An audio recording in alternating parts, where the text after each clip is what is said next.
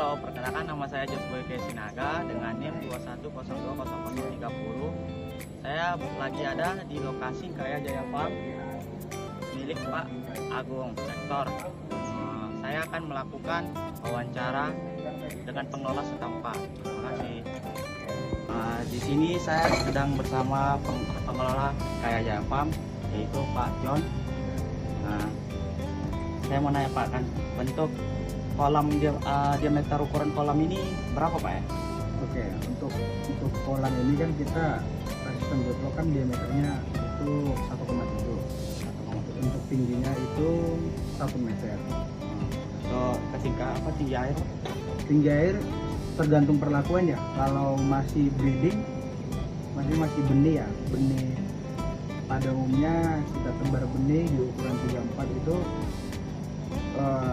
40 cm. Ukuran dari kolam kan 1 meter tuh. Iya Pak. Kalau untuk airnya 40 cm kita buat. Kalau dari breeding. Nah, sama kalau jumlah aerasi dalam kolamnya harus minimum berapa Pak? Ya sekarang tergantung cara kita ya. Kalau di Kaya Jaga saya buat sendiri itu 3 dia. 3. Jadi tengah 1, tepi 1, jadi sini 1. Jadi kan jadi nyatu dia teraduk. Jadi kan vlog yang di dalam itu. Kalau ini Pak apa? Kayak untuk perlakuan airnya kayak treatment apa aja Pak ya? Ya. Airnya. Kalau treatment saya untuk pertama untuk buat vlognya itu ya. Untuk pertama kita setelah udah jadi vlog, paling kita treatment 2 minggu sekali seminggu perlakuannya. Itu setelah banyak gini kita udah buat nih vlognya udah jadi. Kan banyak 1 minggu ke 2 minggu itu kan kita harus ada penambahan gitu. Iya Pak. Penambahan semisal molase, garam, habis itu MO4 untuk perikanan, kemudian dolomit juga kasih, dan antibiotik yang lain lah gitu. Berarti itu persiapan medianya Pak ya? Ya. Untuk dalam perlakuan airnya. Jadi untuk yang digunakan spesies mikroba yang digunakan dalam bioflok ini apa Pak? Di dalam itu sebenarnya banyak sekali ya. Bahkan kalau kita teliti di dalam vlog itu kurang lebih 1000 bakteri ada di dalam. Tapi pada umumnya kalau di sini kita ciptakan atau kita bentuk itu bakteri Bacillus. Nah, kalau proses pencampuran bahan-bahan pertumbuhan vlog itu terjadi berapa lama Pak ya? Jadi 2 minggu ya? Setelah kita kan ibaratnya nih persiapan kolam dulu nih kan. Iya. Persiapan kolam, air semua udah selesai, kita endapin dulu tuh. Iya. Endapin airnya sekitar 3 hari. Setelah itu kita masukin seperti bahan-bahan kayak molase, garam, M4, habis itu dolomit. Setelah itu nanti kita campur dulu tuh. Campurnya juga kita nggak bisa asal-asalan, kita juga punya SOP atau takarannya.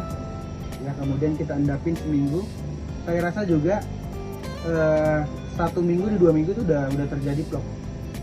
Dan kemarin saya untuk siklus pertama itu saya buat benih udah tebar tapi vlognya belum jadi. Nah karena itu kemarin benihnya tiba-tiba datang gitu, sedangkan kolam belum siap. Berarti stok benihnya datang, kolam belum jadi Pak. Ya, tapi siklus kedua saya buat vlog itu di 1 minggu 2 minggu udah jadi. Ini udah di siklus 2 nih Mas.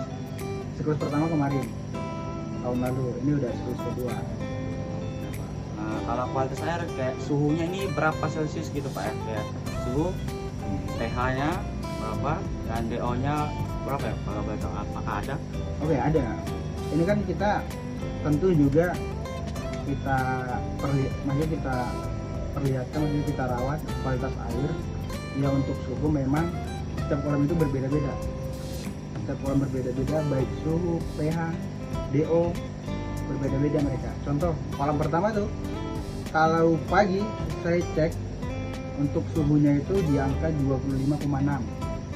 Nah untuk pH-nya dia di kadang angkanya 6, 6,2 bahkan 7. Nah kalau DO-nya pernah saya paling tinggi DO-nya itu di angka 3. Nah paling rendah 0,8. Berarti semua itu Pak tergantung cuaca ya. Iya, tergantung suhu, tergantung iya cuaca benar. Benar.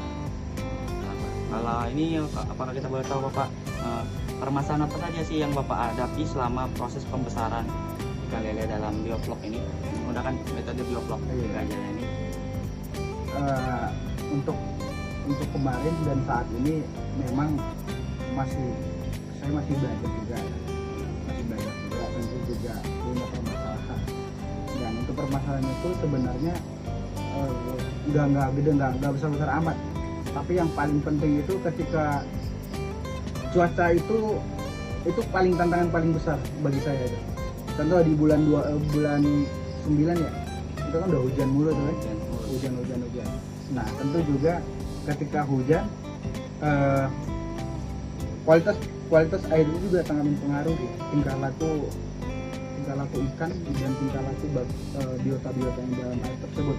Nah contohnya ketika udah hujan itu memang banyak sekali kayak kena penyakit air monas, kena cacar dan lain sebagainya.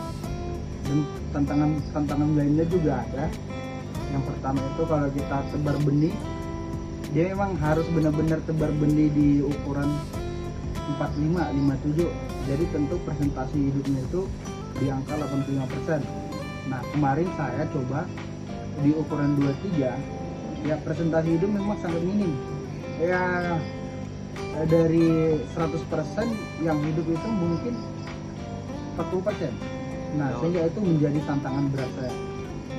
Ketika dari situ juga saya belajar bahwa memang sebenarnya kita nggak harus ukuran 57, 45, 23 juga bisa. Tapi kita benar-benar harus ibaratnya kita fokus. Lebih ekstra, benar. Nah, gitu. Oke lah Pak, itu aja yang saya mau tanya Bapak. Oke.